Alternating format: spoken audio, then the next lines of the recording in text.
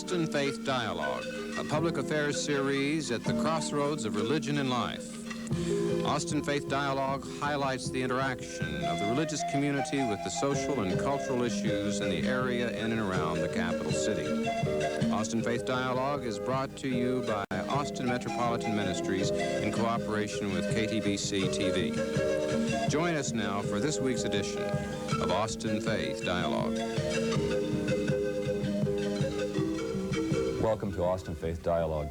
We've seen changes in recent years, even within recent months, changes in the Soviet Union and Eastern Europe, which are clearly a victory for nonviolence and for the forces of peace and democracy that have captured the imaginations of millions of people across the political spectrum.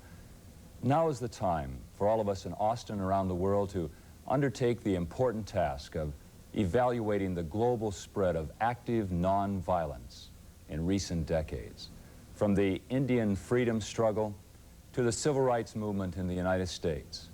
Nonviolent activism has become a self-conscious movement that has made an impact in specific settings, such as the Philippines, Eastern Europe, and the former Soviet Union, but has also helped to stimulate creative thinking about common forms of security in our world that move us away from the use of violence and war to solve conflict.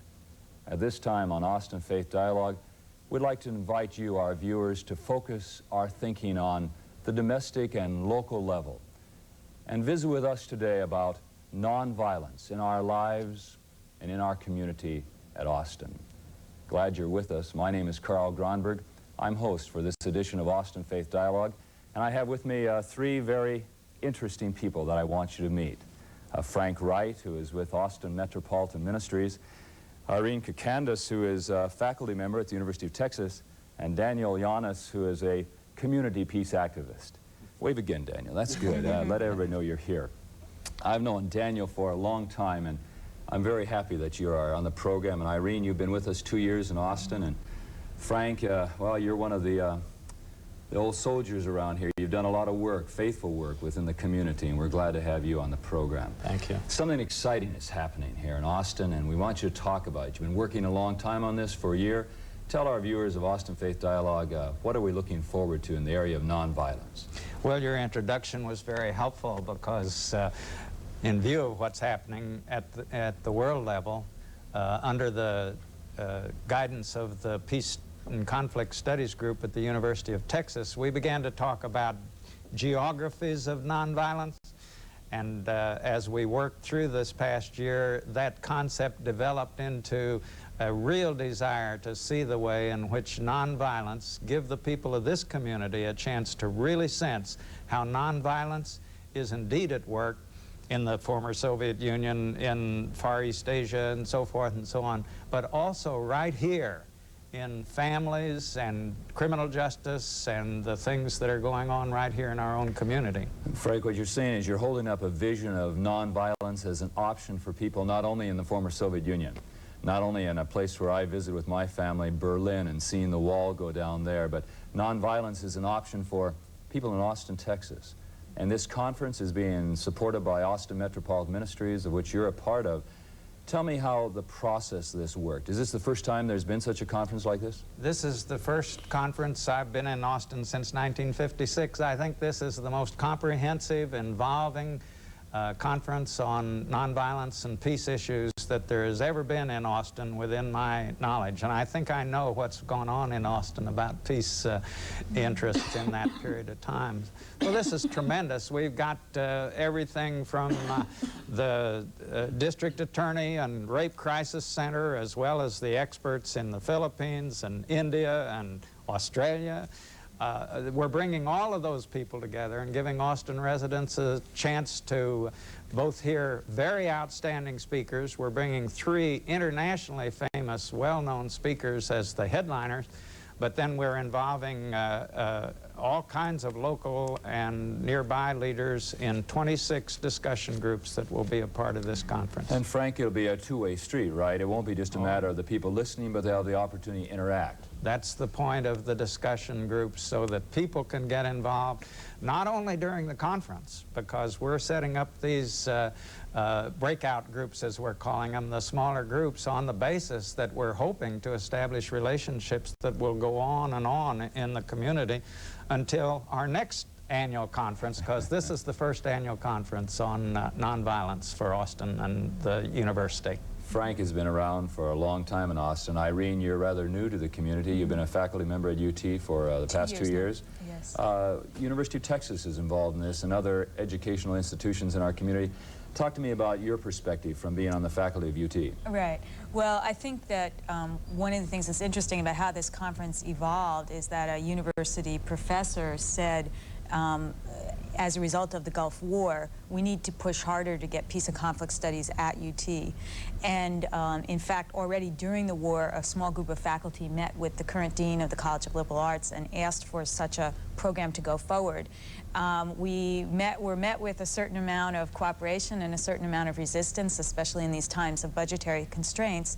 And so as a group of faculty, we began to think about ways that we could gather a lot of support, not just within the university, but also around the community, for having a peace and conflict studies program at the University of Texas.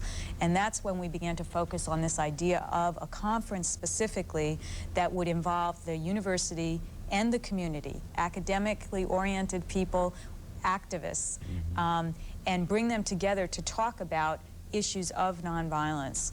So that this idea really came from the university, but what's been wonderful for me to watch is that it's really spread out into the community and brought many of us together. The two people sitting here with me today, I would never have met, I think, or wouldn't have met so soon, perhaps. That's a better, I hope I would have met them eventually.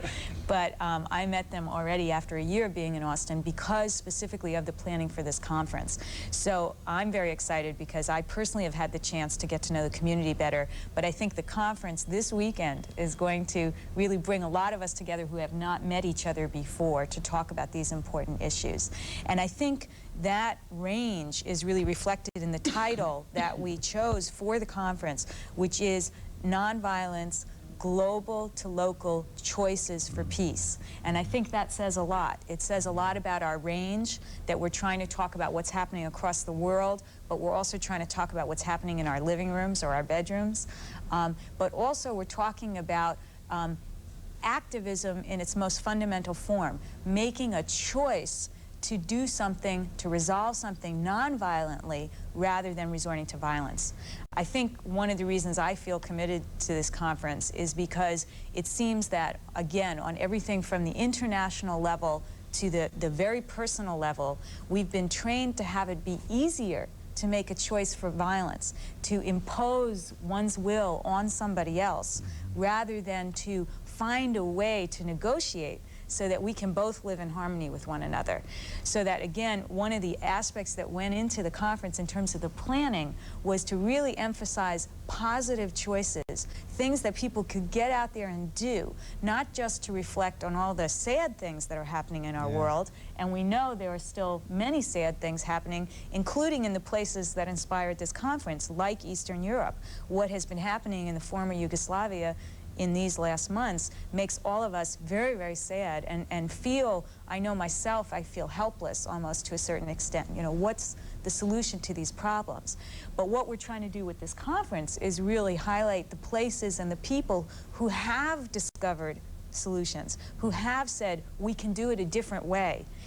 It's not the best way to involve the military. It's not the best way to just slap your child. It's not the best way to go out there and get your gun on the freeway and shoot at somebody. And to really highlight what people can do that brings us closer together rather than extinguishing one or the other of us. It sounds to me, Irene, that what you're doing is holding up another vision for us as people, a way of living in community with one another, dealing with the inevitable conflicts that are going to be a part of life. We're going to have differences of opinion. And how do we go about handling those, not only in the religious area, Frank, not only in the academic community at the university, but also Daniel on the local level. And as I mentioned early on in the program, known you for years and watched you and have been grateful for you and your involvement in the community. That's the third part of this conference, is the community. And how do you see it, and why are you excited about this conference? Well, I'm excited because of that very thing, that there are a variety of elements, namely the religious community, the university or the academic community, and the community at large coming together.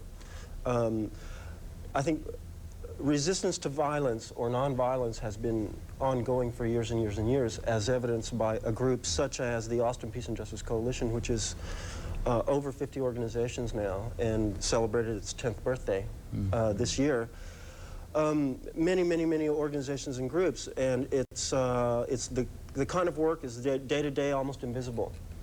And a conference such as this, like Frank said, I don't think has ever really happened here.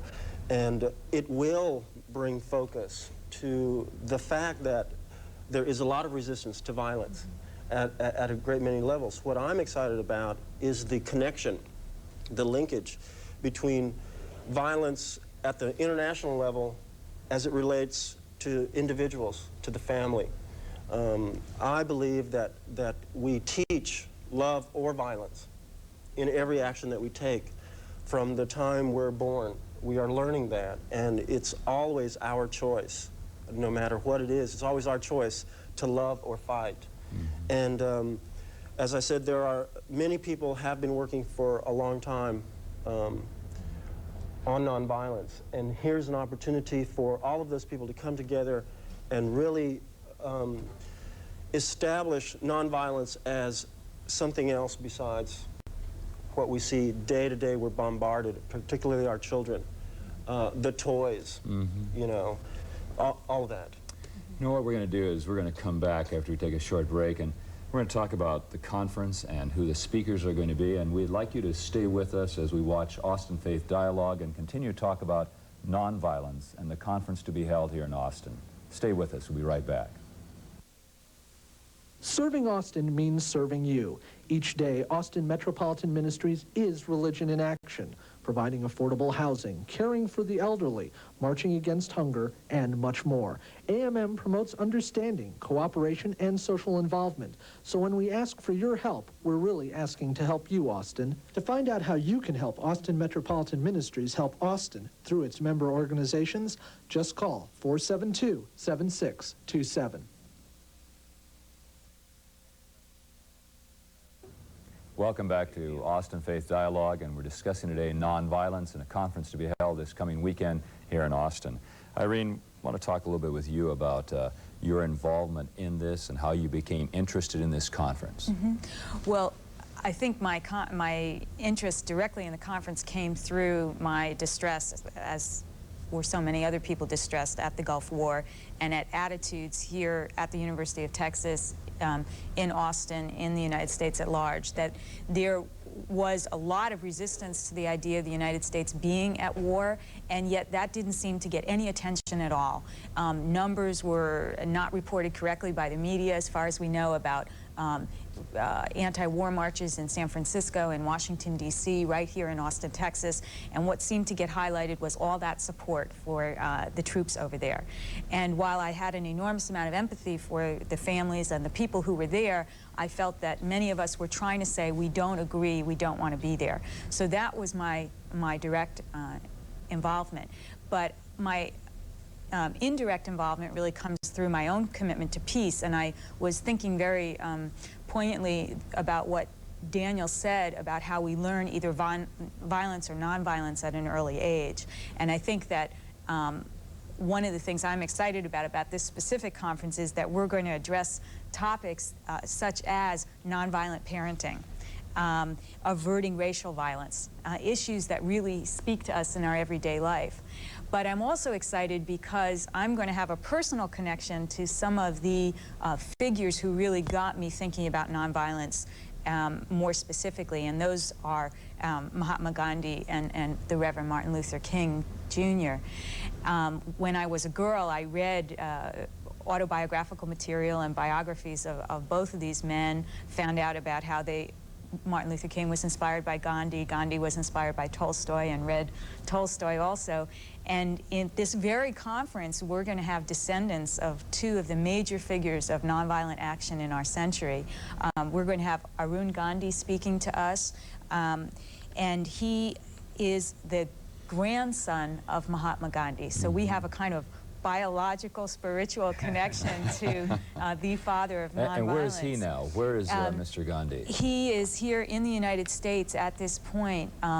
Frank, you have his He's at Christian Brothers University over in Memphis, where he has Gandhi Institute, and he's coming here for our conference. And the Gandhi Institute that he heads up is a part of is dedicated to nonviolent vision of life? Yes. That's exactly right. Yes. And similarly, we are going to have the Reverend Bernice King, who is the daughter of the Reverend Martin Luther King Jr., speaking to us also.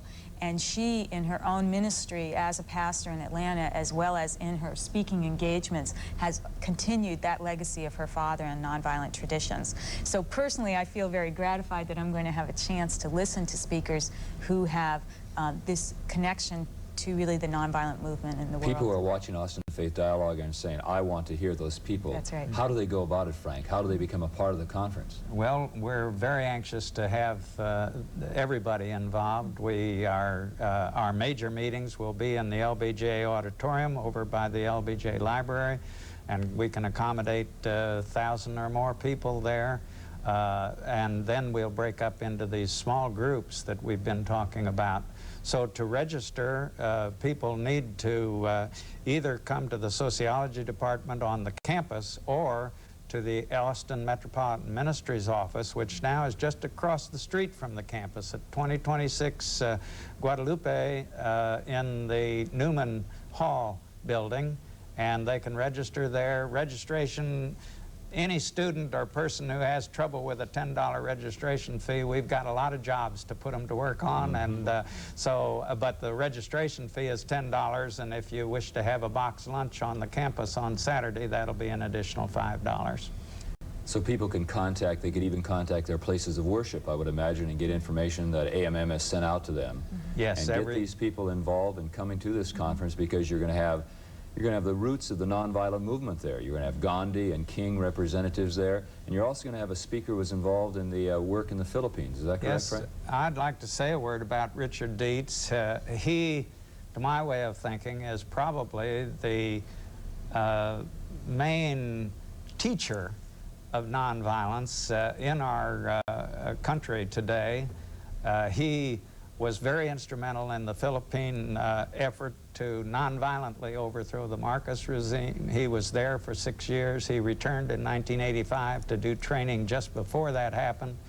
He now spends more time in the former Soviet Union than he does in the United States doing training on invitation of churches and groups there. So Richard Dietz, who is a staff member of the Fellowship of Reconciliation, group devoted to nonviolence since 1915, came into existence in the First World War as a resistance to that effort.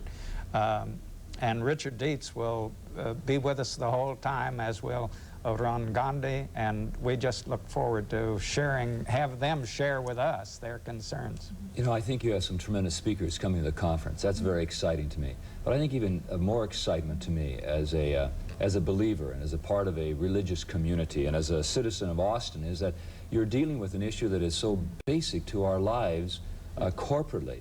Daniel, you mentioned some talk about and thoughts you have regarding the Native Americans and their commitment to nonviolence. But that's in contrast to what we often have been told about the Native Americans. Speak to that issue, would you? Well, of course, Native American history, as we know it, is Anglo-European perspective.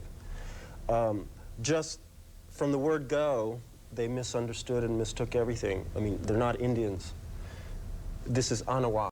This is Turtle Island. There was history, culture for eons here. It was not discovered. It was just new to the Europeans.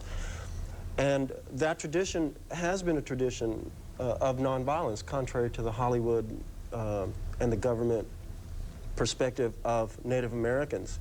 The family is the central unit. The tribe is the families. The clan is the several tribes. The nation is all relation.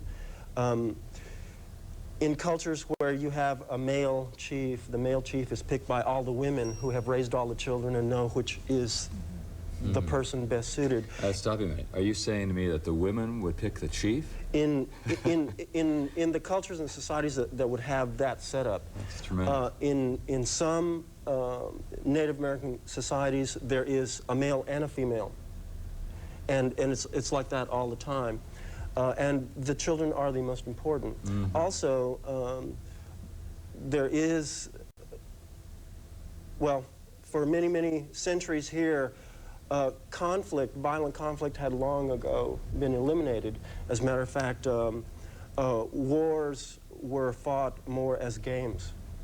And honor was the main, as it is still, even for those cultures that have survived the tremendous alcoholism, the tremendous genocide. And today, we have Native peoples in the urban areas as well as on the reservations, etc. And there's, because, I'm very excited because this is the 500 years of dignity and resistance for the Native peoples, which coincides with Peace with Justice Week, which coincides with this nonviolence conference. And there is an element there. David Pago will give a workshop. One of our discussion groups is called Nonviolence in the Native American Communities. And one of the things that's exciting about this is that we're going to have the opportunity both to learn about, for example, Native American traditions that we didn't know about, that many of us didn't know were nonviolent. So there's a certain informational element, learning about things right here at home that we didn't know about, but then there's also that activism side. What can you do to then adopt some of these nonviolent strategies in your life? So, for example, there's going to be a conference session called Nuclear Activism and Nonviolent Direct Action, or another session called Conscientious Objection to Military Service and Taxes, where people will share actual strategies that they have used in their lives to make certain kinds of choices. So there's both learning about things we need to know about that we don't need to know about, and that we hadn't known about before, and then learning how to do things differently. So we want people to go forth after this Friday night experience and all-day Saturday experience, go back to their churches, go back to their groups, go back to their homes, and really think about making different kinds of choices day to day. Choose some options. Isn't it interesting that we live in a day and time when the Cold War has ceased? At least we say that, right? But you are bringing up now this whole idea that we have much more work to do, that the area of nonviolence is an area that needs to be looked at by people of thought, by people of faith, and by people of commitment. The community needs to address itself to that. Frank, what are you hoping that this conference might bring to Austin and to those who will come? And we want to remind those watching Austin Faith Dialogue that they are invited to be a part of it. Not just for the university community. No, it's absolutely not just for AMM and clergy and people like that. It's for all people of the Austin community. Any member of the greater Austin community is welcome, or any visitor is welcome to be here with us Friday and Saturday night. And we really hope that through these groups that Irene has spoken of, that people begin to know people in Austin who are thus concerned and committed, and that relationship will go on, so that we have a group on parenting, nonviolent parenting.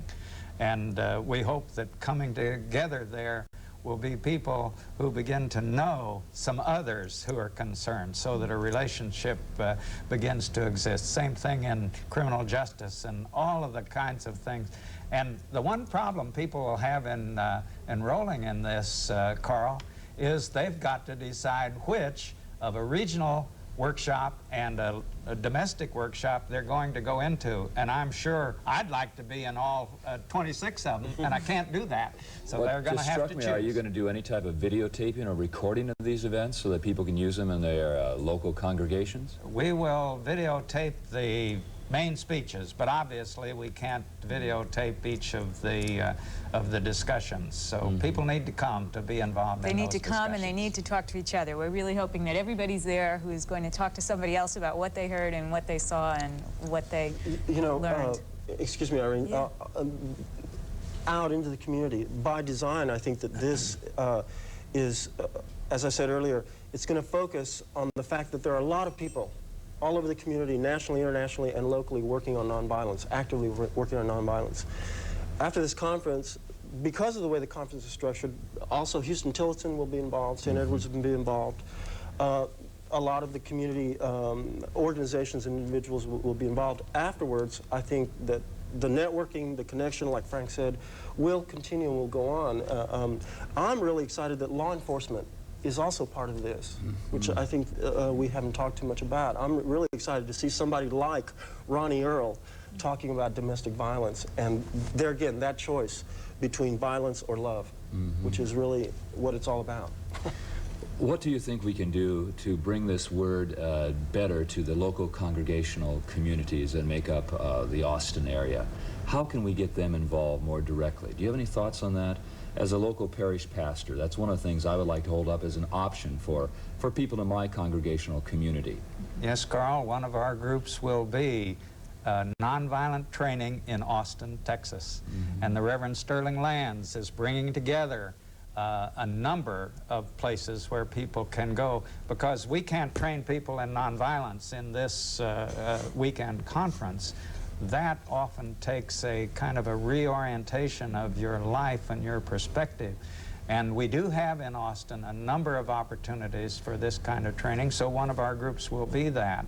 And I would suggest that churches, congregations, groups send delegates to this conference and pull them back to talk about these kinds of opportunities, the kind of experience they had, and what they learned about how we can go on developing our devotion to nonviolence. And we want this to be so successful that we have both money and energy and enthusiasm for a conference next year and the year after that and the year after that. And we want Austin people to say to the University of Texas system, we need peace and conflict studies at the University of Texas because we want you to lead us, we want you to inspire us, we want you to keep these kinds of conferences happening. So we hope that individual churches are going to go out there, individuals themselves, and we hope everybody is going to say to the university, have a program that can continue to lead us. Exciting. You're going to have a wonderful conference this weekend, October 16th and 17th. That's Frank, right. the location again is? The location, it'll begin Friday, well, on campus. There will be academic things on all of Friday, but it'll begin 7 o'clock on Friday and then run all day on Saturday. We look forward to seeing all of you of Austin Faith Dialogue with us as we share together in this conference on nonviolence. Thanks for watching Austin Faith Dialogue. We'll see you at the conference this weekend. Peace and nonviolence be in your lives. Thank you.